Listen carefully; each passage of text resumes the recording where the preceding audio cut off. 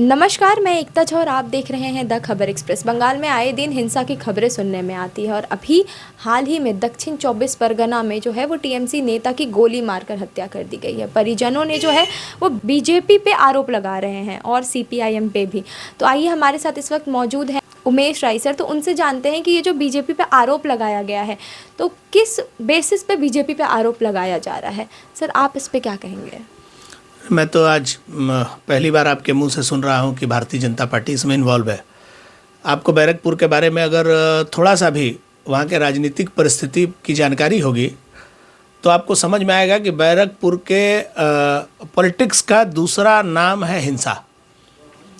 चाहे वहां के सांसद अर्जुन सिंह जी बीजेपी में थे तब, अब वो तृणमूल में है तब, दोनों ही परिस्थिति में बैरकपुर में आए दिन गोली बम का चलना, लोगों की हत्या होना, उगाही होना, ये वहाँ के लिए आम बात हो गया है। और अगर आप बैरकपुर के पॉलिटिक्स को थोड़ा सा भी कुछ दिनों से अगर आप कवर करते हैं तो आपको ये जानकारी होना चाहिए कि बैरकपुर में तृणमूल वर्सेस तृणमूल का बहुत ज़बरदस्त वहाँ पे लड़ाई चल रहा है। और ये लड़ाई आज का नहीं है, बैरकपुर का एक इतिहास रहा है। वहाँ पर चूँकि वो जूट इंडस्ट्री से जुड़ा हुआ इलाका है, इंडस्ट्रियल एरिया है, तो रुपये पैसे के उगाही का एक बड़ा विषय है वहाँ पे। अब उसमें कौन गुट पैसा उगाही करेगा? जब अर्जुन सिंह जी भाजपा में थे तो तृणमूल के कुछ नेता अर्जुन सिंह जी के उस जगह को भरने के लिए और कब्जा करने के लिए तृणमूल के बड़े नेताओं का आशीर्वाद प्राप्त करके उन लोगों ने वहाँ पर अपना वर्चस्व बनाया। रोज़ अर्जुन सिंह जी के घर पे बम चलता था। लगता था कि माने कब उनकी हत्या हो जाएगी ऐसा अंदाज़ा लगाना मुश्किल था। ऐसे स्थिति में जब अर्जुन सिंह जी तृणमूल में चले गए तो परिस्थितियां कुछ नहीं बदली। अब तृणमूल वर्सेस तृणमूल हो रहा है। लेकिन सर, जो मृतक के जो परिजन हैं वो जो है वो बीजेपी को और सीपीआईएम को दोष दे रहे हैं। वो कह रहे हैं कि बीजेपी का और सीपीआईएम का हाथ है इसमें। तो जाँच करवा लेना। उनके परिजन हैं, उनको तो पूर्ण रूप से स्वतंत्रता है मामला करने का। उनके घर में तो अर्जुन सिंह जी भी पहुँचे थे और अर्जुन सिंह जी ने बताया कि ये राजनीतिक हिंसा की लड़ाई है और इसमें टीएमसी इन्वॉल्व है। और वहाँ के जो स्थानीय विधायक हैं वो विधायक आकर बोलते हैं कि यहाँ पर मेरे ही पार्टी के कुछ लोग हैं जो इन्वॉल्वमेंट है। तो कहाँ से ये बीजेपी और सीपीएम का नाम है मुझे नहीं पता है। अब मुझे बताइए, जो मरा वो तृणमूल समर्थक, वहाँ के विधायक तृणमूल के, आज के डेट में वहाँ के सांसद भी तृणमूल में शामिल हो चुके हैं, पुलिस तृणमूल की है। बीजेपी का अगर कोई आदमी इसमें इन्वॉल्व है तो पुलिस कार्रवाई करके पकड़ लेना, 2 मिनट का तो बात है, मामला सब सामने आ जाएगा। हम तो चैलेंज करते हैं कि अगर बीजेपी इसमें इन्वॉल्व है, सीपीएम इसमें इन्वॉल्व है, तो वो प्रमाणित करे ना, दिखा दे। कितना समय लगेगा? ये कहना चाह रहे हैं टीएमसी और टीएमसी के बीच ही ये लड़ाई है। पूरे बैरकपुर में टीएमसी की लड़ाई कहीं ना बीजेपी से है ना सीपीएम से है। वहाँ पर टीएमसी की लड़ाई टीएमसी से है और ये पूरा लड़ाई तोलाबाजी की लड़ाई है, उगाही करने की लड़ाई है। किसका किस मिल में कितना वर्चस्व रहेगा, किसके लोग खटेंगे, कौन वहाँ से पैसा उठाएगा, कौन यूनियन पे काबिज होगा, ये सत्ताधारी पार्टी का ये पूरा बंगाल में देख लीजिए। तो ये पूरा का पूरा जो लड़ाई है वो टीएमसी वर्सेस टीएमसी वर्चस्व की लड़ाई है। किसके लोग पैसा उगाही करेंगे?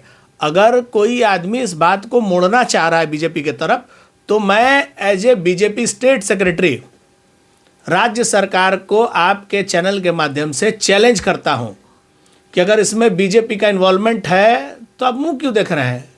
किससे डर रहे हैं? जांच कराइए और साबित कर दीजिए कि बीजेपी इसमें इन्वॉल्व है और सीपीएम इसमें इन्वॉल्व है। तो सर, उनके जो परिजन है वो झूठ बोल रहे हैं। मैं क्यों बताऊं झूठ बोल? पुलिस जांच करे ना, उनके परिजन तो नाम बता दे कौन कराया है और जांच हो जाए। अगर बीजेपी का कोई व्यक्ति इसमें इन्वॉल्व है तो हम तो नहीं बोल रहे हैं ना कि उनको बचा लो। अगर बीजेपी इन्वॉल्व है तो पकड़िए। देखिए, आरोप लगाना दुनिया का सबसे आसान काम है। ममता बनर्जी भी रोज़ आरोप लगाती थी अडानी अंबानी के ऊपर और आधा बंगाल उनके हाथ में बेच दी। वो और उनका भतीजा सुबह शाम उनके पास एक ही नारा था, अडानी अंबानी के मोदी सब बिक्री कर दिए छे, अडानी अंबानी के बिक्री कर दिए छे। और वो जो बंगाल में अभी सारा प्रोजेक्ट उनको दे दी अंबानी जी को, तो वो क्या मोदी जी के आदमी थे? कैसे दे दी वो? और जो पोर्ट का ज़मीन इतना साल से दे के रखी थी अडानी को, तो वो मोदी जी के आदमी थे। देखिए, राजनीति में आरोप प्रत्यारोप ये सबसे आसान काम है। मैं तो बोल रहा हूँ पुलिस है, आप जांच करा लीजिए। उनके परिजन अगर ऐसा आरोप लगा रहे हैं तो स्वाभाविक रूप से उनको जानकारी होगा, जांच करा लीजिए। सर बंगाल में जो राजनीति है वो इसी तरह से चलती रहेगी आने वाले समय में भी? ये तो सुधारने की जिम्मेवारी आपकी है। आपके पास लोकतंत्र ने बहुत बड़ी ताकत दी है मतदान करके अपना नेता चुनने का। तो अगर आपको लगता है कि बंगाल की राजनीति खराब है तो खराब लोगों को चुनने की जिम्मेवारी तो जनता की है। जनता ने खराब लोगों को चुना है, अब जनता उसमें सुधार करेगी। पिछले दिनों कुछ सुधार की है, कुछ सुधार की और कमी रह गई है, वो सुधार पूरा हो जाएगा। स्वाभाविक रूप से पश्चिम बंगाल भी भारतवर्ष के विकास के मुख्य धारा में जुड़ेगा। तो सर पश्चिम बंगाल में सुधार होने का संभावना है? जरूर है। आप देखिए, वामपंथियों के समय में जब सीपीएम पश्चिम बंगाल की सत्ता में आया तो सीपीएम ने एक नारा दिया था, मजदूर, कमज़ोर, गरीब, किसान, उनको उनका हक दिलाएंगे। और उनकी संख्या पश्चिम बंगाल में बहुत ज़्यादा थी, किराएदारों की संख्या ज़्यादा थी। तो सीपीएम ने उनका यूनियन किया, उनको हक दिलाने की बात कही और सत्ता में आए। 34 साल सत्ता में रहे, लेकिन कमज़ोर कमज़ोर रह गया, गरीब गरीब रह गया, किसान को भरपेट भोजन नहीं मिला, बेरोजगारों की संख्या निरंतर बढ़ती गई और गलत नीतियों के कारण पश्चिम बंगाल में हजारों कल कारखाने बंद हुए। पश्चिम बंगाल में तब विरोध करने वाले राजनीतिक दल कांग्रेस के लोग का एक तबका ऐसा उसको लगने लगा कि कांग्रेस का एक बड़ा पक्ष जो है वो सीपीएम के हाथों बिक गया है। तब परिवर्तन के नाम पर ममता बनर्जी ने कांग्रेस को सीपीएम का बी टीम कहा और नया राजनीतिक दल बनाया। वो नया राजनीतिक दल बना तो लोगों को बड़ा उम्मीद था कि चलो भाई, कांग्रेस के जो जाली लोग थे जो सीपीएम से मर्ज हो गए थे, हमको अब ये कुशासन से मुक्ति पाने के लिए एकमात्र विकल्प था तृणमूल कांग्रेस। भारतीय जनता पार्टी भी टीएमसी के साथ गठबंधन में थी और एक पश्चिम बंगाल से वामपंथियों को उखाड़ फेंकने का, जिनकी नीति गलत थी, जो विकास करना ही नहीं चाहते थे, गरीब को गरीब बनाकर उनको जुलूस में घुमाना चाहते थे, ऐसे लोगों से बंगाल ने मुक्ति पाया। लेकिन तृणमूल कांग्रेस जिस नारे को लेकर आई, वो नारा क्या था? पश्चिम बंगाल के बेरोजगारों को काम देंगे, खेत में जो बारूद का गंध है उसको ख़त्म करेंगे, मतलब किसानों पर अत्याचार नहीं होगा, बंद कल कारखाने खोलेंगे, महिलाओं की को सुरक्षा देंगे, गरीबों को उनका हक देंगे और एक नया स्लोगन आया, माँ माटी मानुष जिंदाबाद। सर क्या ये सब बंगाल में देखने को मिल रहा है? अब मैं आपको यही बता रहा हूँ, बंगाल के लोग 5 साल तक तो बड़ा खुश थे कि चलो अब तो सीपीएम से मुक्ति मिल गया है, अब बंगाल का विकास होगा। लेकिन 5 साल पूरा होते होते एक विषय देखने को मिला, चीट फंड। अब उस चीट फंड के पैसे से 2016 का चुनाव हुआ, ये जग जाहिर है। चीट फंड के पैसे से 16 का चुनाव हुआ? एकदम। जो पश्चिम बंगाल में चीट फंड कंपनियां जो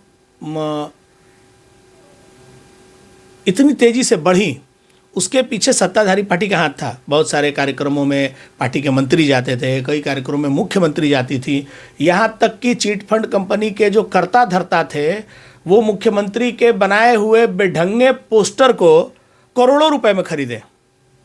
ये सिग्नल था ना, इनके पार्टी के नेताओं को उस चीट फंड कंपनियों में अधिकारी बना के रखा गया, लाखों लाख रुपए महीना मिलता था और उसी चीट फंड के पैसे से 2016 का पूरा चुनाव लड़ा गया। ये पैसा किसका था? ये पैसा उसी माँ माटी मानुष के लोगों का था जिन्होंने तृणमूल कांग्रेस को अपने जीवन में बदलाव लाने के लिए वोट दिया था। जो रोज़ कमाते खाते हैं 10-20 रुपये 50 रुपये इकट्ठा करके चिट फंड कंपनी में जमा करते थे कि मेरे बेटी का शादी होगा, मेरा घर बनाएंगे, गहना बनाएंगे बेटी के शादी में। सर जनता का जो है वो देख क्यों नहीं पा रही है चीज़ों को? सर लगातार हर साल जो है वो दीदी का जो गवर्नमेंट है वही आ रहा है। अगर इतना दिक्कत है, इतना दिक्कतों का सामना करना पड़ रहा है जनता को, तो जनता एक ठोस फैसला क्यों नहीं ले पा रही है? 2018 के पंचायत के चुनाव में 2011 से सत्ता में रहने वाले लोग जो शुरुआती 1 साल में ही पश्चिम बंगाल के सारे जितने काम अधूरे थे ममता बनर्जी ने पूरा कर दिया था। ऐसा कहा था कि जितना बंगाल में काम बाकी था मैं सब पूरा कर दूँ। फिर 2018 में गांव के चुनाव में बूथ दखल करना पड़ा, गोली चलाना पड़ा, मर्डर करना पड़ा तृणमूल कांग्रेस को, इतना विकास करने के बाद। लेकिन सर टीएमसी ये कह रही है मर्डर जो है वो बीजेपी करवा रही है बंगाल में। एक बीजेपी का नेता कहीं अरेस्ट है क्या? पकड़ाता तो टीएमसी का नेता है। टीएमसी के सरकार में टीएमसी का नेता जेल जाता क्योंकि उसका वीडियो वायरल होता है, मर्डर करते, जेसीबी लेके घर उजाड़ते। 2019 के लोकसभा चुनाव में पश्चिम बंगाल की जनता ने दोनों हाथ उठाकर भारतीय जनता पार्टी को आशीर्वाद किया और 18 सांसद जीते, 42 में से 18 सांसद जीते।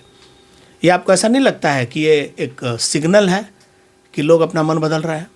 2021 के विधानसभा चुनाव में, जिस विधानसभा में भारतीय जनता पार्टी के 3 विधायक थे, वहाँ 5 साल में बीजेपी के 77 विधायक चुनाव जीतते हैं। हम 50 सीट ऐसे हैं जिसको 5000 से कम वोट पर हारते हैं। आप कल्पना कीजिए बंगाल की जनता क्या चाहती थी? मुस्लिम वोट का ध्रुवीकरण और गुंडागर्दी के बल पर 2021 में मैनेज करके सरकार को बचाया गया। अगर आपको लगता है कि ये सरकार वापस आ रही है, जन समर्थन आ रहा है, तो आप हमको बताइए तो। जो सरकार 2011 से पश्चिम बंगाल में सरकार चला रही है, रोज़ विकास करती है, माने रोज़, एक दिन भी ममता बनर्जी बिना विकास के सोती नहीं है, सारा दिन विकास करती है, शाम को सोती है। वो मुख्यमंत्री चुनाव हारती हैं, इससे भी दुर्भाग्य कुछ हो सकता है क्या? माने जो व्यक्ति 24 घंटा विकास करता है। सर अब तो वो प्रधानमंत्री बनेंगे सर, इतना विकास किया उन्होंने। स्वाभाविक है, होना चाहिए। हम तो ईश्वर से ये प्रार्थना करते हैं, अगर ईश्वर मेरी थोड़ी सी भी सुनते हैं तो IND अलायंस को प्रधानमंत्री के पद पर उम्मीदवार के रूप में ममता बनर्जी का नाम घोषणा कर देना चाहिए। हम लोग बंगाल के लोग क्यों झेलेंगे ममता बनर्जी को अकेले? पूरा देश झेले ना। बंगाल झेल रही है ममता बनर्जी को। आपको क्या लगता है जो मुख्यमंत्री रहते हुए पैर में नकली प्लास्टर करके पूरा चुनाव घुमा देती हैं फिल्मी स्टाइल में, इनको झेल नहीं रहे तो क्या कर रहे हैं? आप अगर सोशल मीडिया के युग में सबसे बेसी मीम अगर किसी का बन रहा है तो ममता बनर्जी का बन रहा है। बच्चे नाटक कर रहे हैं, लड़कियां सादा साड़ी पहन के उनका बोला हुआ डायलॉग पे, अभी कल वो अंग्रेजी बोल रही है। डॉक्टर बोला है राजनीति करना है तो अंग्रेजी बोलना पड़ेगा। हमको अंग्रेजी नहीं आता, हम क्यों अंग्रेजी बोलेंगे? बहुत बहुत धन्यवाद सर आपका, आपने अपना कीमती समय दिया हमें। तो हमारा ये इंटरव्यू आपको कैसा लगा वो हमें कमेंट करके ज़रूर बताएं और हमारे वीडियो को लाइक करें और चैनल को सब्सक्राइब ज़रूर करें।